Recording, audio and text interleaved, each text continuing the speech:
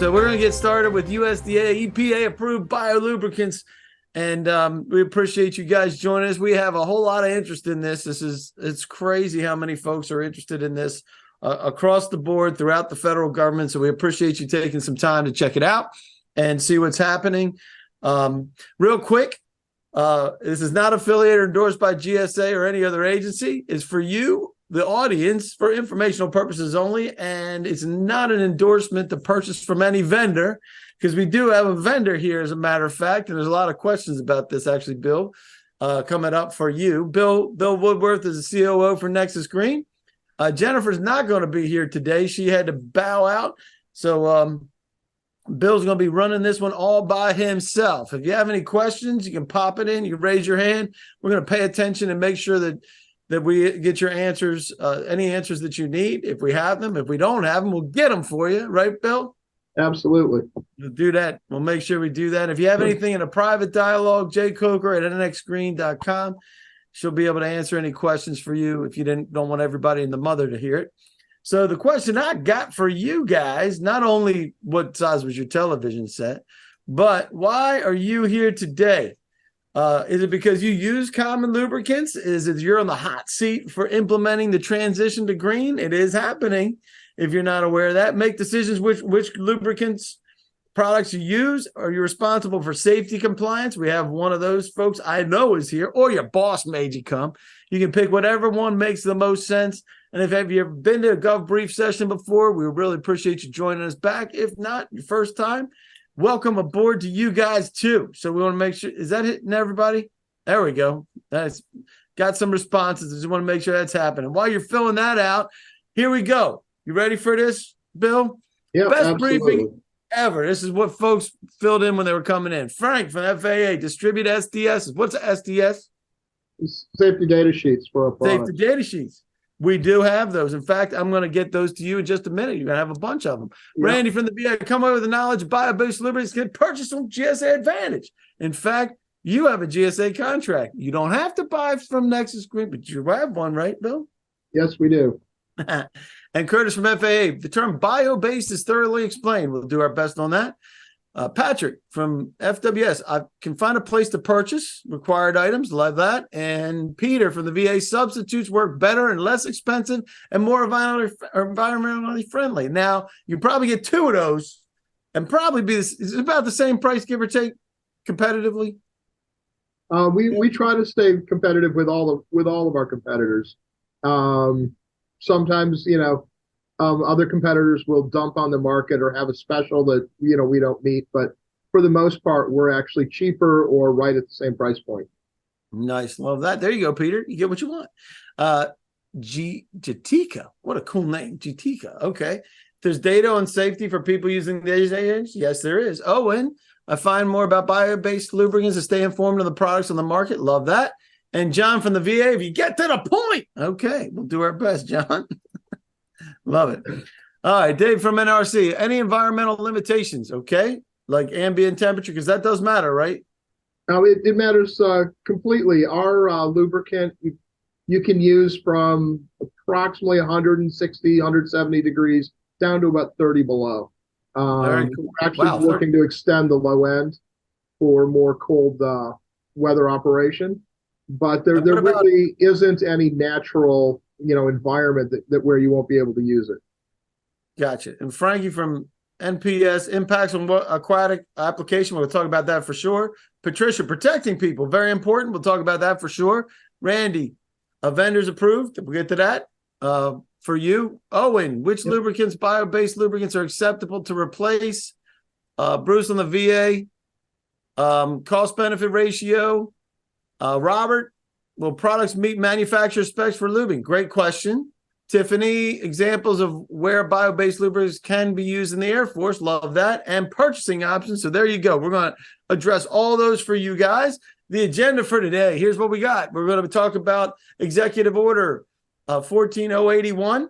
We have certification initiatives that are happening out there, common lubricants, and the replacements, protecting you and your people, the Q&A, getting back from you guys, whatever you need, making the change and continuing the conversation. So let's get at it. on the session docs that I'm going to grab for you right this minute. While I'm grabbing these session docs, I'm going to introduce you to the founder of Nexus Green. What's happening here? What is going? There you go. The founder of Nexus Green. This is the guy, Bill Woodworth. Tell us a little bit about how you got this whole thing started. Well, the entire project was started when my son's school announced they were going to have to shut down for 3 days to lubricate the lockers, and a lot of the student activities were going to be canceled. We just decided that there had to be a better way, and 7 years later, we had a pretty good product. It has out-tested most of our competitors. It is patented. It is USDA bio-preferred. Our multi-use lubricant also carries an NS, excuse me, an NSF rating for safe around human consumption food. And we are in the process of getting our mil-spec 63460F for our CLP lubricant. Very cool, man. So, up in Norwalk, Connecticut, you happen to know about Frank Pepe's Pizza? Oh yeah. Oh yeah. Right up the road. I love it. One of my faves. I just put in the in there for everybody. I got the session docs for you. That's popped in there. I'll keep posting that in there. So my next question is, do you use any of these? So one of the questions was the type of products that this is a lot of things. This is a replacement for. So do you use WD-40 or CRC spray lubricant, liquid wrench blaster, 3-in-1 spray, Croyle spray, or other petroleum-based or other silicon-based? Because that's another part of the issue, isn't it? It's not just petroleum-based, it's silicon-based that could create problems for us too, isn't it? Yes, it is. And one of the main reasons, hang on one sec.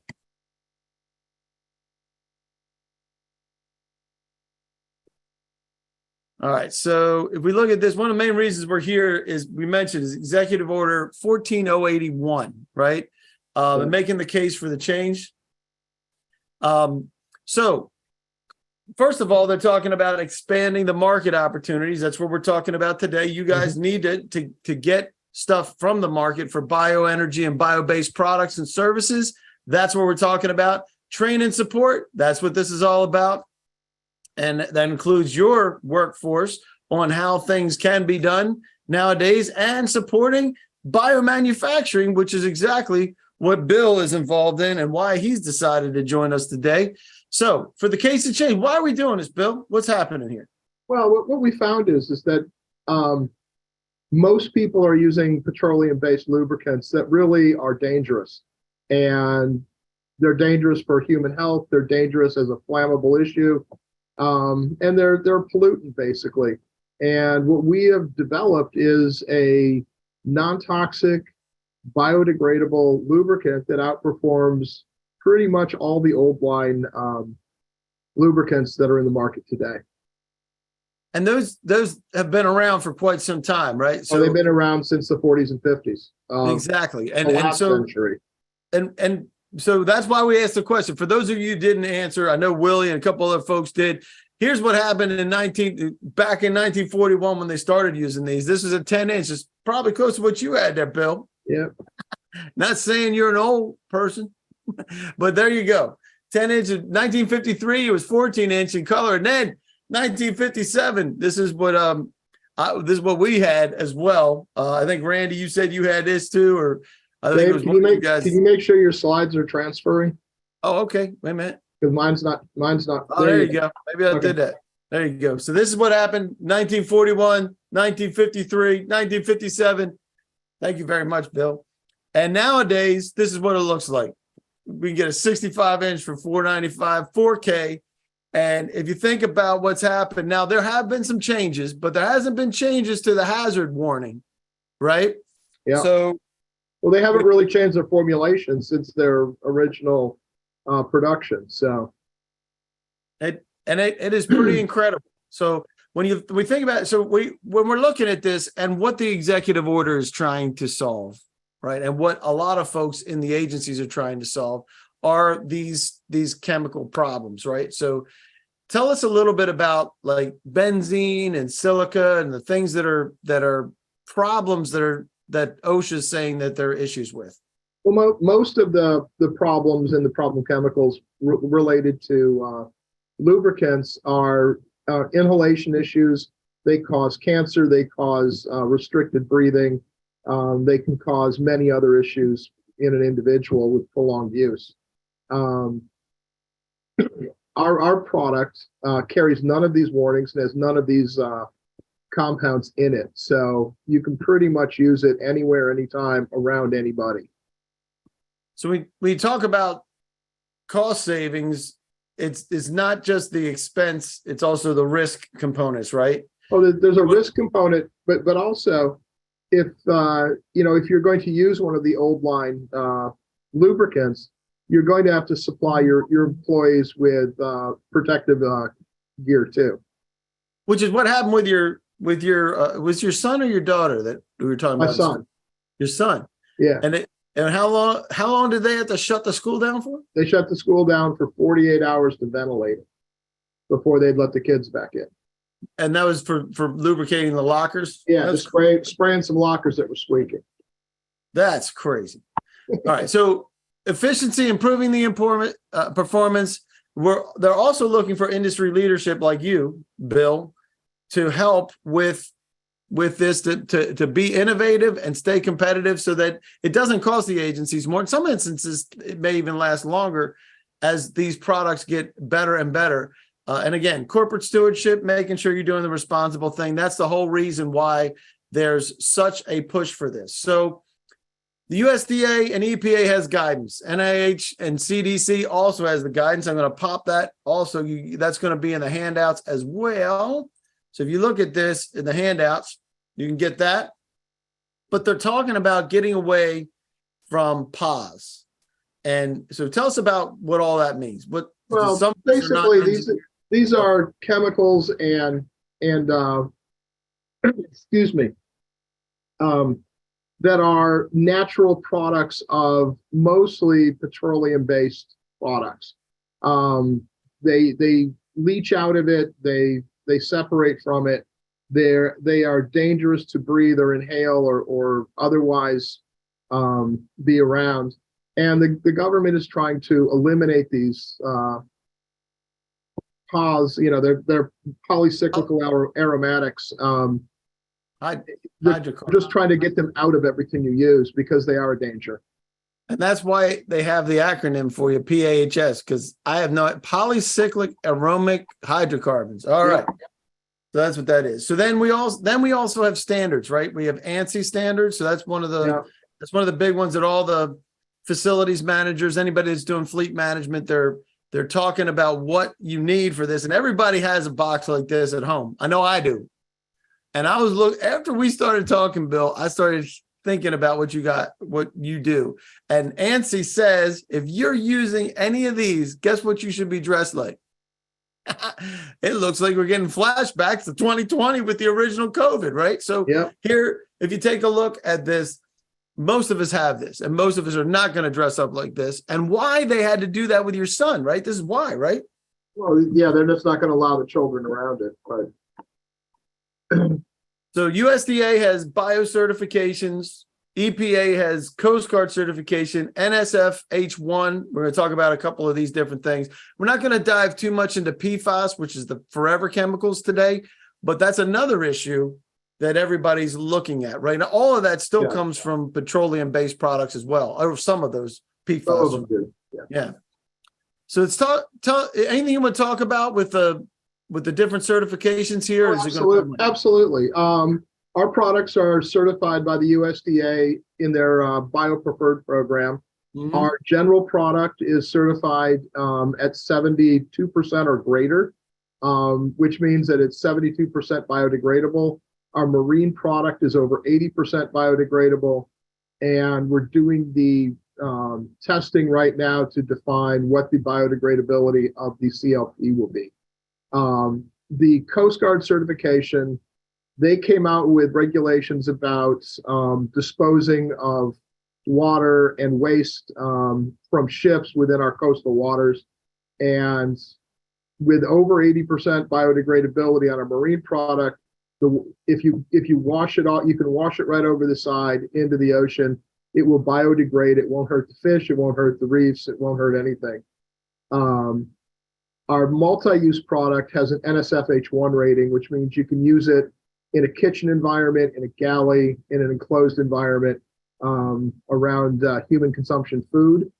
And the path, we strive to eliminate those as much as we can. Usually those are a function of packaging, and we specifically go for green and biodegradable packaging whenever possible. All of our bottles are fully recyclable. We use recycled metal for our aerosol cans. So we've tried to eliminate all the bad we can, and we continue to look for new ways to do that also. That's awesome, man. I love that.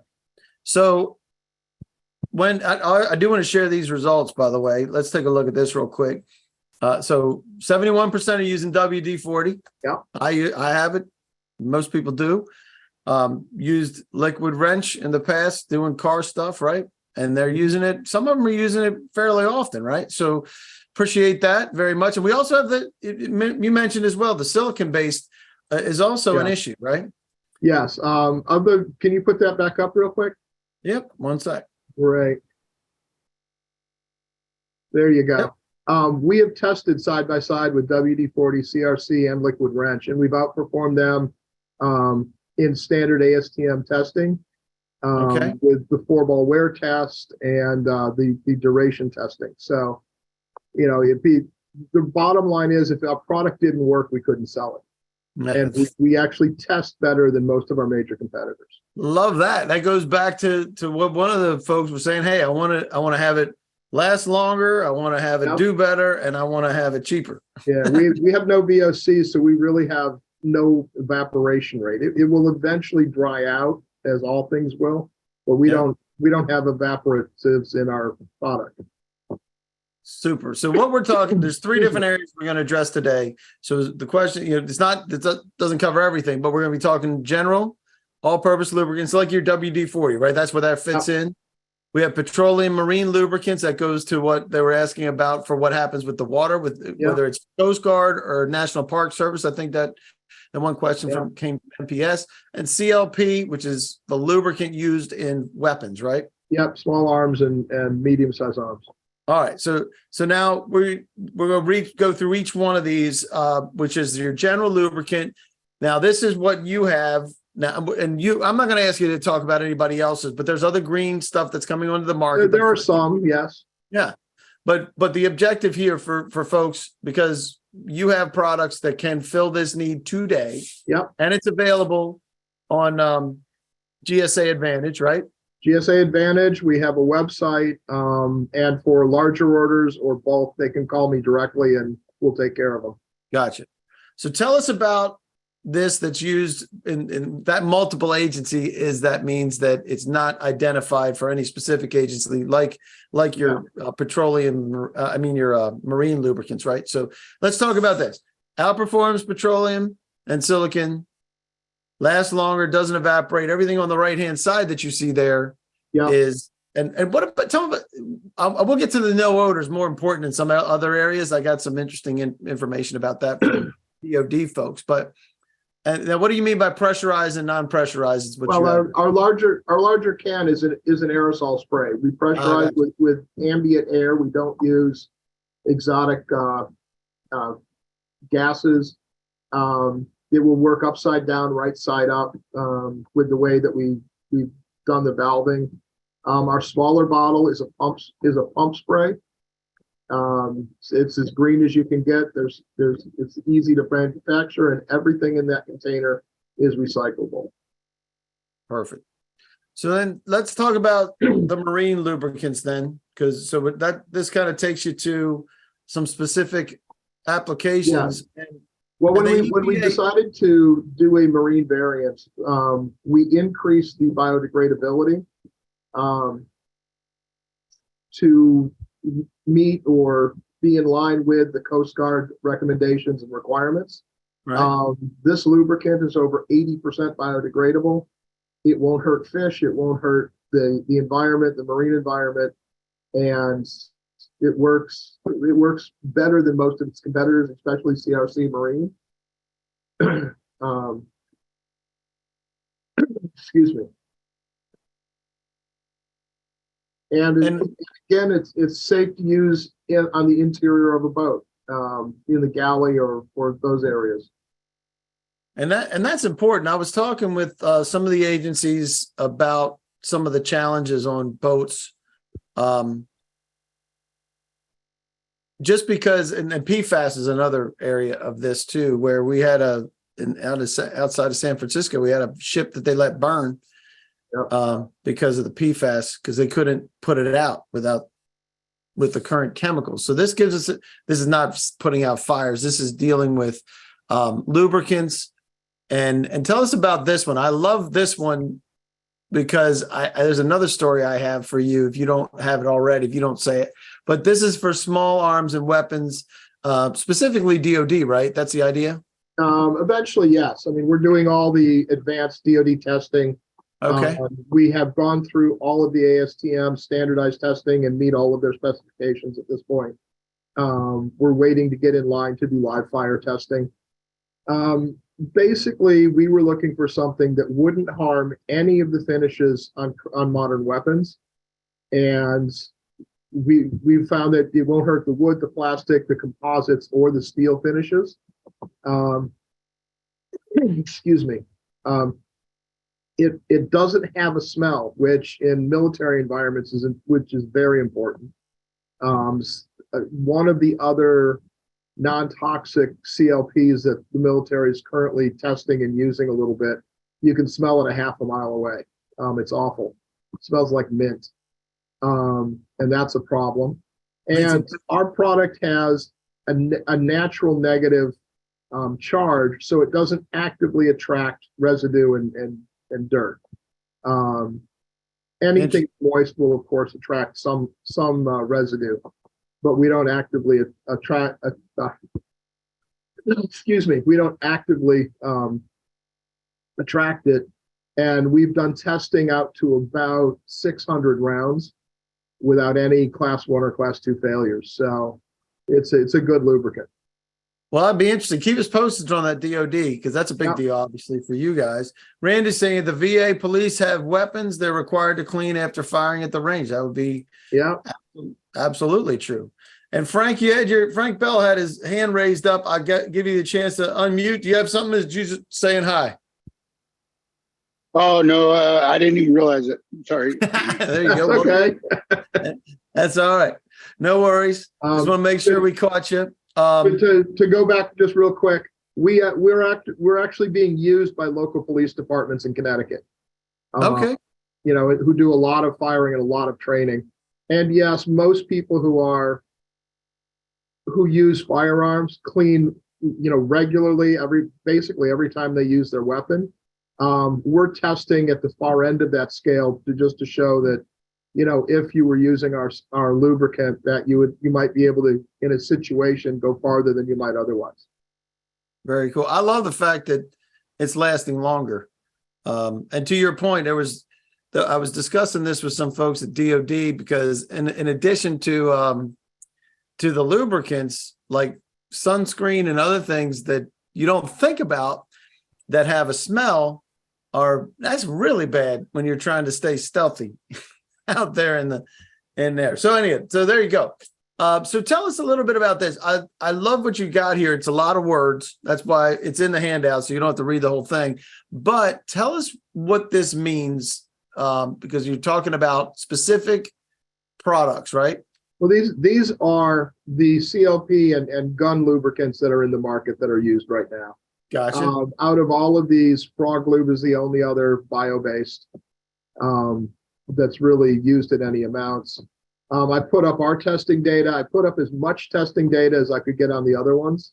All of the numbers for them are numbers that they have published so that they're comfortable with. We perform better on the 4-ball wear test, which is the kind of the premier lubrication test, shall we say. I've listed the tests over on the left for some of them. So, excuse me. And the other thing that we have that a lot of the others don't is we have a very high flash point compared to some of them. Oh, that's but break free is under 100 degrees centigrade.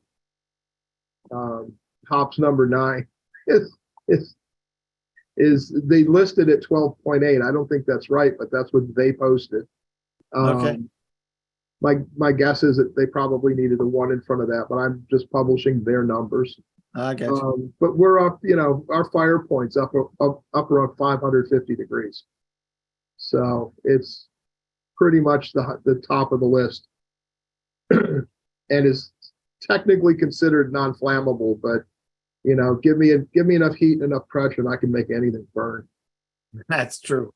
There's no doubt about that. All right, so from your perspective at different agencies that you have, one of the things that we like to do at GovBrief is find out what's in the way. So I think I might even have a poll for this one. What's in the way of this being adopted into your organization? If you want to throw something in the chat or raise your hand, be glad to include you for this. But a lot of times people don't like change. They need proof that the green stuff is going to work. We've seen that. Budget becomes an issue potentially. Procurement options. We have multiple people that were asking about this because they're seeing the requirements, but they don't know where to go. And that's why we're doing this with Bill and pointing the direction for you. When we find something that's good for agencies, we want to make sure we bring that to you. And then if there's something else, and if you want some help with that, let us know with the proof for all your products. We want to make sure that you get what you need. So let us know what's in the way of that. And then ultimately we want to check the boxes, right? Because you want to protect yourself, you want to protect your folks in your agency, protecting the environment. And I love this part, as a matter of fact. If you want to help set the example, and what we're doing is we're collecting information over the course of the next several months, and we're going to incorporate that into which agencies are going to be highlighted in meeting the executive order, as well as helping folks understand within their agencies. So if you need anything, either from GovBrief or from Nexus Green, we'll do our best to be able to get that. Right, Bill? Absolutely. Yep. I'm happy to supply any information people want because we're very proud of the product and we think it is the best in the market. Now, do you have samples that you can send to folks too? Within reason, yes. I had a request for 250 samples the other day, and it was a reasonable request when it was explained to me. So, we did that. I'm happy to supply test samples to people. All they have to do is call the company, and either Elizabeth will take care of them or I'll take care of them personally. You got it. I'm going to end this question in 3, 2, 1. Any last minute? Okay. All right. So what's next? I'm going to open this poll up and then we'll get you guys out of here because we want to make sure I know you got plenty of things to do. If you'd like to continue the conversation and you want to pilot something in your organization, if you want to meet to talk with anything with Nexus Green, if you want a follow-up meeting, if you want to participate in future briefings, or if you have another issue, we kind of asked that as well on the last one. If you have something specific that you'd like, please let us know. We want to make sure we get that for you. Yep. So as I mentioned earlier to everybody, when you're doing things here, it's no obligation to buy from anybody, but we have multiple people that were asking, how do you do it? Well, guess what? Bingo. If you want to try out Nexus Green products, you can, because you guys are GSA schedule holders. And I know that there's some challenges sometimes with GSA. So if you have any issues, they can reach out to you directly, right? Yep, absolutely. And as you're working on this, small business, you guys are small business, right? And those numbers down at the bottom, NSF H1, these are certification numbers. Is that what they are? What do these mean? Yes, well, that's our schedule number and our cage code that will allow people to find us, at GSA. Right. But what about the NSFH1? What does that mean? Well, that's the registration that certified our product is safe around human consumption food, which I means got you. galleys, food preparation areas, anything like that. And bio-preferred, and then you have your military stuff. Well, Yeah, the USDA BioPreferred is the certification process with the government for your biodegradability. And then MIL PRF 63460F is the MIL spec under which we're trying to certify that we're in the process of certifying the product now. Just like that. Just wanted to add that our GSA schedule is currently under review. All right. So there you go. Fantastic. I appreciate that. And yeah, if you have any trouble, reach out to Nexus Screen. You will get, by the end today, early tomorrow, you'll get the presentation, the session docs, link to the video if you need to see it. Continuing education cert, let us know. We'll get you the documentation for that. And if you want to chat with folks one-on-one, any last minute that you need, you can raise your hand. You can pop it in the Q&A or just send it to Jay Coker at NSX Green. And otherwise, you can reach out to those cats right there, Bill and Jennifer Coker. So we appreciate you, Bill. Thanks for doing what you're doing. It's a heck of a thing. You. Heck of a thing. So yeah, we'll go ahead and get you guys out of here. And if there's anything you guys need, please reach out. We'll be glad to help you any way we can. Bill, you got any parting comments for everybody? No, I appreciate everyone who came to learn about our product and looking forward to working with you to see if we can get you to use it. Love that. All right, guys. Thanks so much. Have a great rest of the summer. Try to stay sane if you're in the purchasing world in the last 38 days. Yeah. See you guys.